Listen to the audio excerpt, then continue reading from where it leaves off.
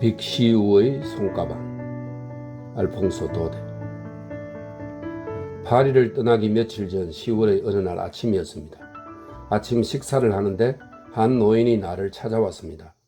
흙이 묻은 남루한 옷에 다리가 휘고 등이 굽은 그는 틀 뽑힌 학처럼 긴 다리를 들들 떨었습니다.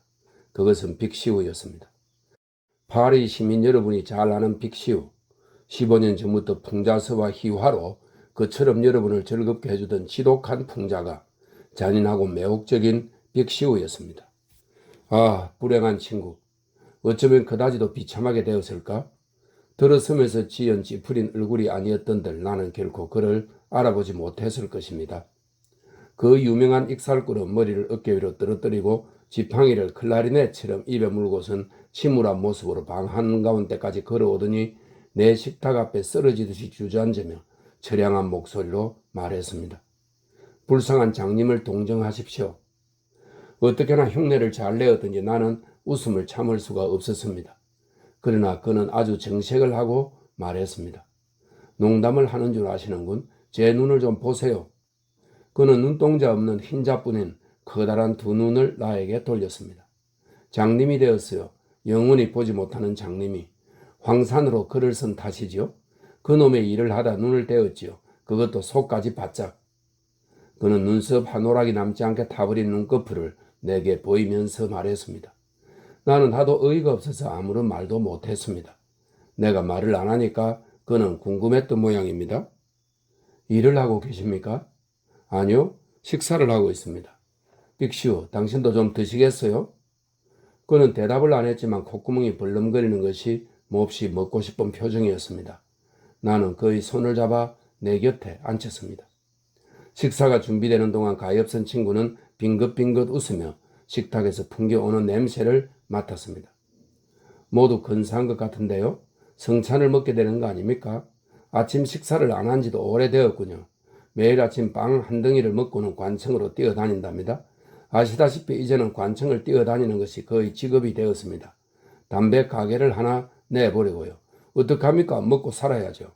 이제는 그림도 못 그리죠. 글씨도 못 쓰죠. 받아쓰기 한다고요? 하지만 무엇을요?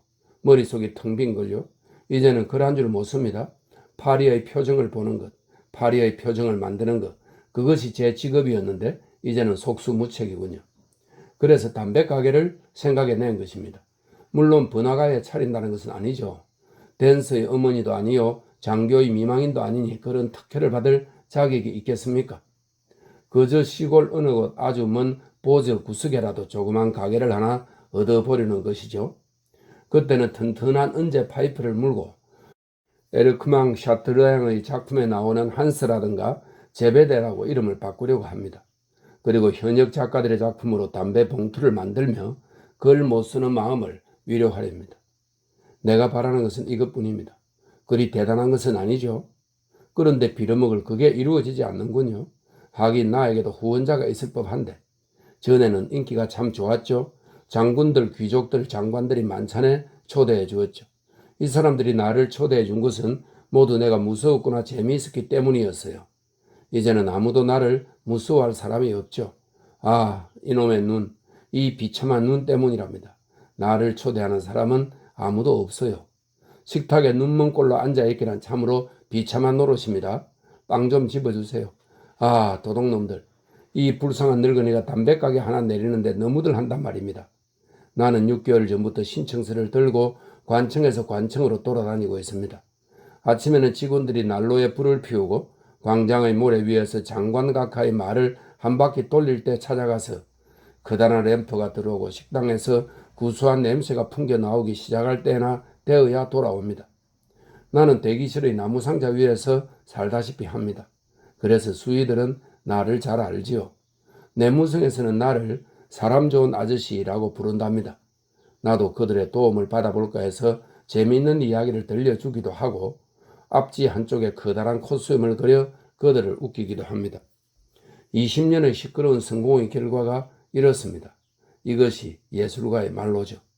그런데도 프랑스에는 이런 직업을 침을 흘려가며 부러워하는 풋내기들이 몇천 명이나 되며 각 지방에서는 열차가 문학과 필명에 굶주린 바보들을 무더기로 실어 나르기 위해 열을 내고 있으니 한심한 일 아닙니까? 아, 한심한 촌놈들. 이 빅시오의 비참한 꼴이 교훈이라도 될 수 있으면 좋으련만. 이렇게 말하더니 그는 접시에 코를 박고 정신없이 먹기 시작했습니다. 말 한마디 없었습니다. 보기에 딱한 광경이었습니다. 번번이 빵과 포크를 못 찾는가 하면 술잔을 찾느라고 손을 더듬거렸습니다. 가엾은 친구, 아직도 익숙하지가 못했습니다. 잠시 후 그는 다시 입을 열었습니다. 나에게는 더욱 끔찍한 일이 있는데 무슨 일인지 아시겠어요? 그것은 신문을 볼 수 없다는 겁니다. 신문업에 종사해보지 않은 사람이라면 이해할 수가 없죠. 저녁 때 집에 돌아올 때면 나는 가끔 신문을 한 장 삽니다. 새로운 뉴스와 축축한 신문지 냄새라도 맡기 위해서죠. 마음이 흐뭇해집니다. 그러나 그것을 읽어줄 사람은 아무도 없습니다. 나의 아내가 충분히 해줄 수 있는데 싫다고 하거든요. 산면기사 중에 점잖지 못한 사건들이 눈에 띄기 때문이라나요? 아, 과거에 정부 노릇이나 하다가도 일단 결혼만 하게 되면 그들보다 더 정숙한 채 하는 여자들도 없답니다. 빅시우 부인이 된 후로 그 여자는 독실한 신자, 그것도 극단적인 신자가 되어야 하겠다고 생각한 것입니다. 그 여자는 살레트 산의 성수를 떠다 내 눈을 씻어주려고 하지 않나. 성찬의 빵이다, 의연금이다, 고아원이다, 중국 어린이들을 위해 돈을 낸다. 그 여자의 선행은 끝이 없었습니다. 우리는 할 만큼 했습니다. 그러나 나에게 신문을 읽어주는 것도 선행일 텐데 그 여자는 싫다는군요. 딸년이 집에 있다면 그 애가 읽어줄 터인데 내가 장님이 된 후 한 식구라도 들려고 나는 그 애를 노트르담 데 사르에 넣어버렸죠. 그래도 그 애는 나의 유일한 기쁨이랍니다. 그 애는 세상에 태어나니 9년도 못 되는데 벌써 병이란 병은 다 알았답니다. 그래서 침울하고 추하고 어쩌면 괴물이 된 나보다도 더 추하게 생겼답니다. 하는 수 있습니까? 나는 풍조화밖에는 그릴 줄 몰랐으니. 이런 집안 이야기를 다 하다니 당신에겐 관계도 없는 이야기가 아닙니까? 자, 술이나 좀 더 주시오. 일을 해야지요. 여기에서 나가면 문부성으로 가야 합니다. 그곳 수의들은 다루기가 힘들죠. 그들은 모두 전직 교사들이랍니다. 나는 브랜디를 그의 잔에 따라주었습니다. 그는 기분이 좋은 듯이 조금씩 마셨습니다. 벼랑과 무슨 생각을 했는지 그는 손에 잔을 들고 벌떡 일어나더니 잠시 동안 눈먼 독사같이 머리를 흔들며 막 이야기를 시작하려는 사회자처럼 상냥한 웃음을 지었습니다. 그러고는 마치 식사하러 모인 200명을 향해 연설이라도 하듯 가랑가랑한 음성으로 말했습니다. 예술을 위하여, 문학을 위하여, 신문을 위하여. 그는 축배를 들며 10분 동안 적흥 연설을 했습니다. 그것은 저 익살꾼의 머릿속에서 나온 연설 중 가장 어이없고 기발한 것이었습니다. 1860 몇 년의 문단 가도라고 표시가 붙은 연말 간행 잡지를 상상해 보세요. 이른바 문학 집회, 문단 풍문, 논쟁, 비정상적인 인간들 사이에서 일어나는 가지가지 우스꽝스러운 이야기들, 비속한 문인, 서로 목을 비틀고 창자를 움켜쥐고 서로 약탈하며 상계보다도 더 이해타산을 하는데도 불구하고 굶어 죽는 자가 어디보다도 많은 비열한 지옥 속, 이 모든 비겁한 행위와 온갖 궁핍함을 상상해 보세요.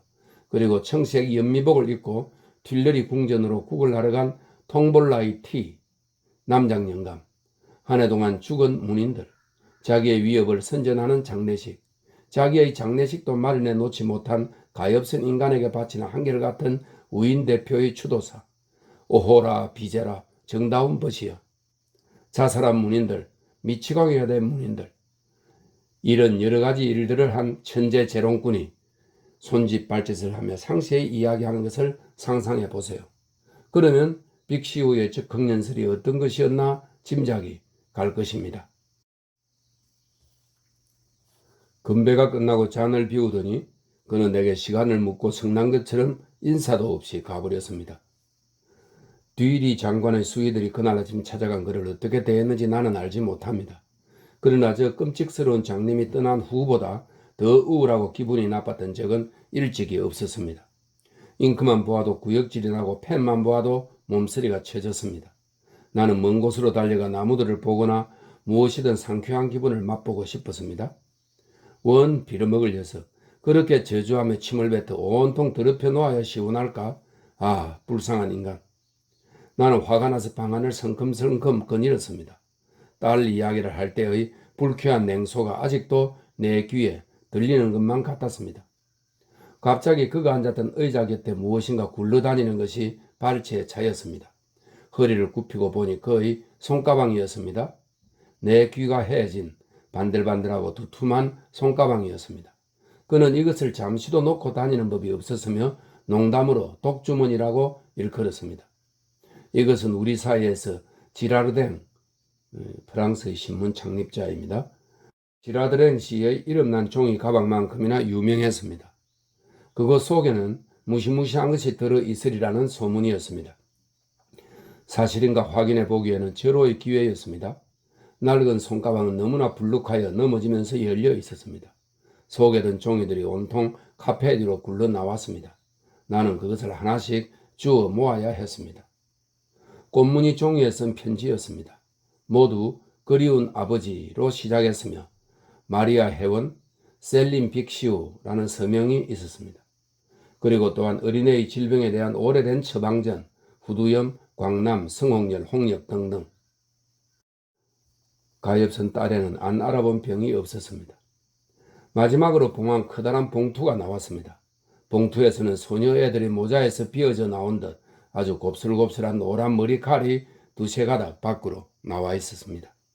봉투 위에는 떨리는 손으로 쓴 굵은 글씨, 장님의 필체로 이런 말이 적혀 있었습니다. 셀린의 머리칼, 수도원에 들어간 5월 13일 자름. 빅시우의 손가방에 든 것은 이것뿐이었습니다. 그런데 파리의 친구들이요? 당신들은 모두 이와 같습니다. 불만, 아이러니, 악마적인 냉소, 지독한 흑푼, 그리고 마지막으로는 5월 13일에 자른 셀린의 머리칼.